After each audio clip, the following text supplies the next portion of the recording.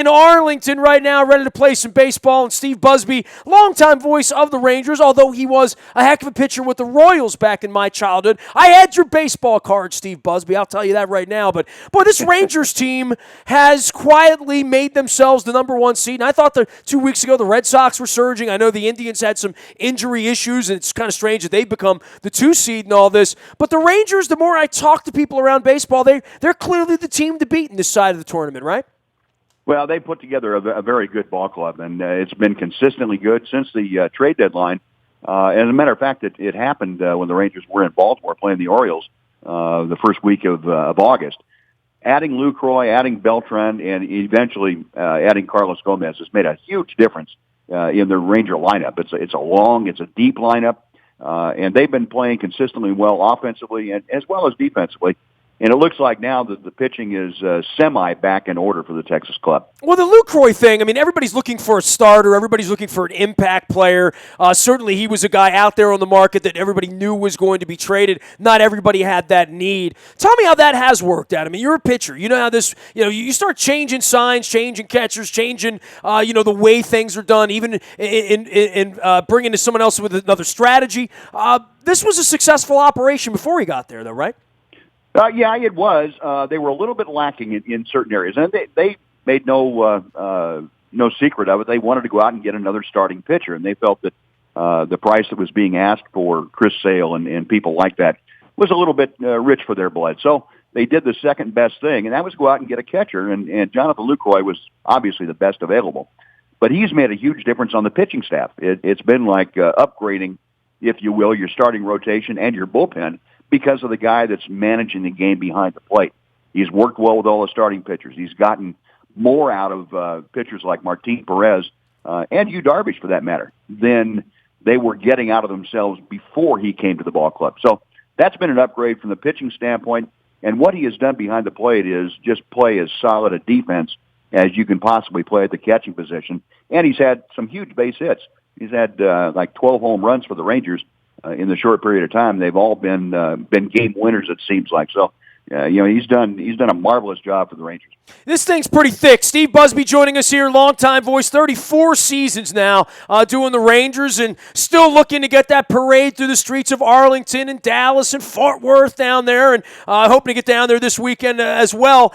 Hamels, you talk about the trading deadline and trying to go get Chris Sale. They did that. They did it last year, right? And that's the gift that keeps giving this year, especially when you're willing to pay a pitcher $25 million a year. But in the case of Hamels, that was the best decision they made. That's the reason they are where they are, in my opinion. Yeah, I think you're right. And a lot of people scoffed at that last year. Rangers, at the time of the trade deadline, were like in third place, and they were 7 or 8 games behind Houston. Everybody said, what in the world are you doing going out and paying that price for Hamels? Well, the idea was not only was it for last year at the trade deadline, and it proved to be a good acquisition, it was for this year. It was the eye to the future also. And Hamels is under contract for the next 2 years after now. So it was the best of both worlds for the Rangers.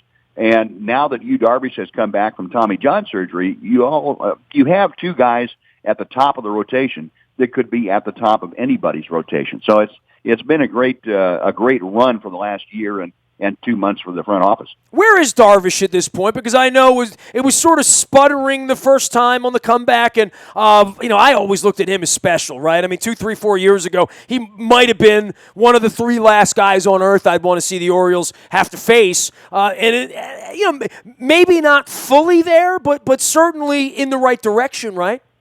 Yeah, he's getting closer and closer, and again, working with Jonathan Lucroy has made a big difference. I think it's sped up the process of coming back and getting himself back in pitching order.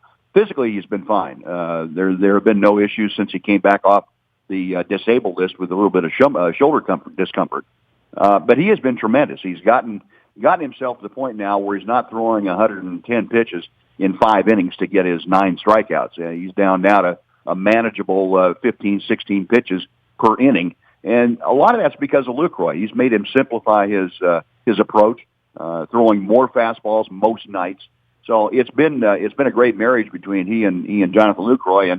And Yu Darvish, again, he's one of those guys that could be at the top for anybody now that he's back to close to 100%.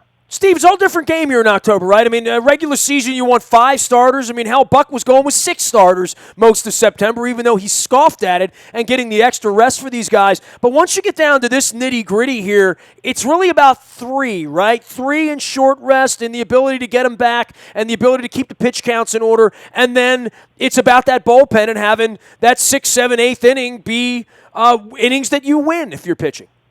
Yeah, it does come down a lot to the bullpen, and the Rangers have upgraded their bullpen. They have a lot of great arms down there. Maybe not as good as the Orioles have at the very tail end, but pretty close to it. It's they're able to shorten games to 7 innings, and that was a priority for them in the offseason. They appear to have it done.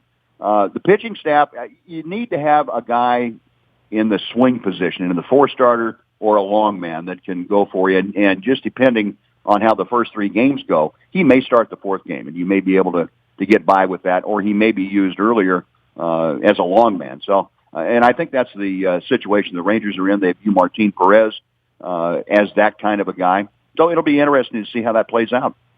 For you with the bats, and clearly they never take a day off, but I look down and see these guys with 20, 30 home runs and can't drive in 100 runs. It really speaks to not having runners on base throughout baseball. The Orioles aren't the only ones out there playing some version of beer league softball this year, huh? No, it's it's an enigma to me. How can a guy hit around 290 and have say 35 home runs and not drive in 100? Well, it's not having guys on. It's also not hitting home runs when there are people on. And I think that's kind of a lost art of knowing the counts, knowing the opposing pitcher, knowing what you can do to hit the ball out of the ballpark at the right times. And I know Earl Weaver would have thrown up in his beer if he'd seen what was happening with the lack of 3-run home runs. But it's an interesting change in baseball. Well, and the strikeouts, too, that it's so acceptable. I mean, I'm sure when you took the ball back in the day, a strikeout was the greatest thing you could do. It was the most indignity you could, give a batter to make him walk back to the dugout. There's no shame in striking out anymore, right?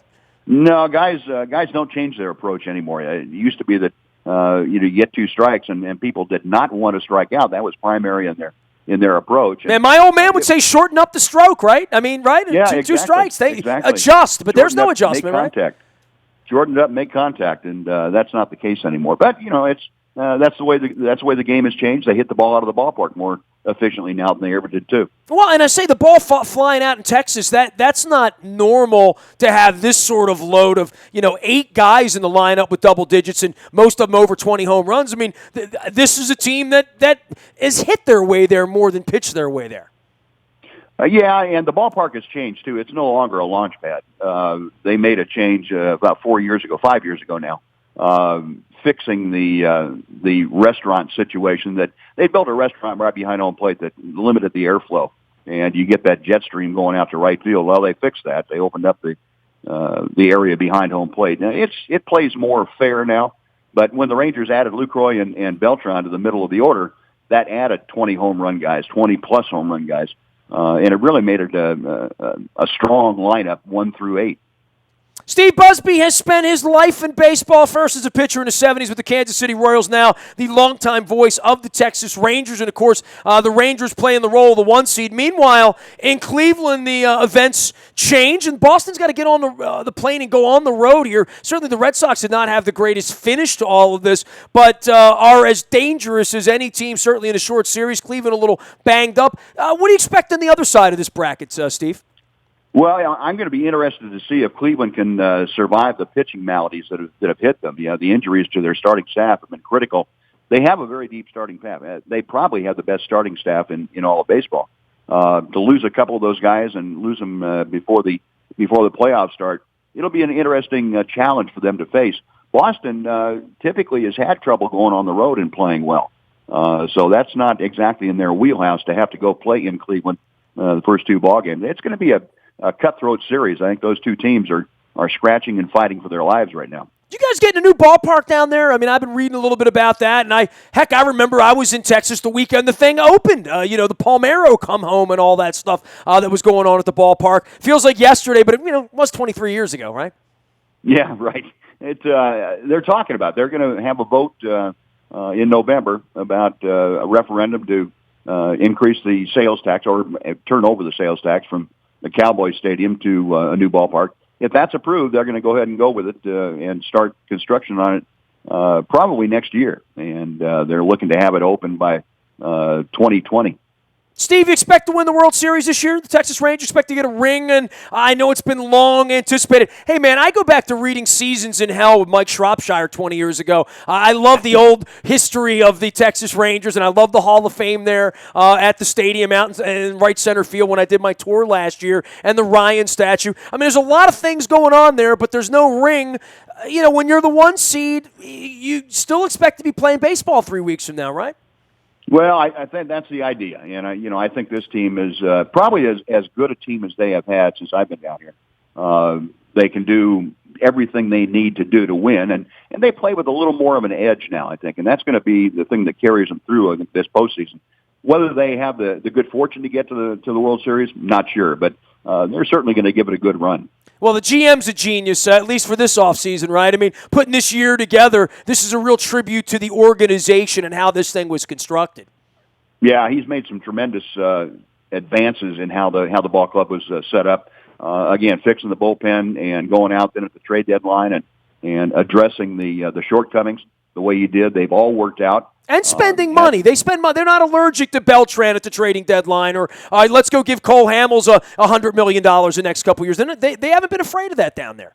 No, they haven't been afraid. They've done it judiciously. They're still not a big free spending, huge market team, but they'll spend the money when it's going to upgrade the ball club in the areas they need. Steve, great having you on, man. We'll look forward to the next week or two here with some baseball, and I appreciate you taking a little time deep in the heart of Texas to talk some baseball with us. Thanks for having me on. I appreciate it. Always a pleasure. Steve Busby, longtime voice of the Texas Rangers, now 34 years into that after a pretty good baseball career himself as a starting pitcher in Kansas City. So he's a Royals Hall of Famer as well. I should probably give him that just due and introduce him as a Royals Hall of Famer. But they shall be the enemies, the Texas Rangers, and we're watching baseball unfold here as Oriole fans and as Ravens fans with the Redskins coming up this weekend. You can find me out in the Bahia Toyota Audio Vault 24 hours a day from anywhere in the world on your mobile device by downloading the TuneIn Radio app. We come in crystal clear. Our morning newspaper ships to your email inbox free of charge each and every morning at 7 a.m. That is powered up by Planet Fitness and PlanetFitness.com. It's still $10 a month to get in shape at Planet Fitness, and there's one right around the corner from you. Our best service is our breaking news service. That happens on the WNST tech service. Any breaking news, any roster moves, any trades, anything going on in Owings Mills, you'll get it first on the WNST tech service. That is brought to you by Coons Ford of Security Boulevard. And, of course, Dennis will be here driving you home on Thursday, getting you ready for the Ravens and the Redskins this weekend. I'm Nestor Nasty at WNST.net. Reaches me, Facebook, Twitter, LinkedIn, Snapchat, Instagram, and always streaming live for you out on Facebook Live and our WNSTV YouTube channel. We are WNST.net, AM 1570, and WNST Taos in Baltimore, and we never stop talking Baltimore sports.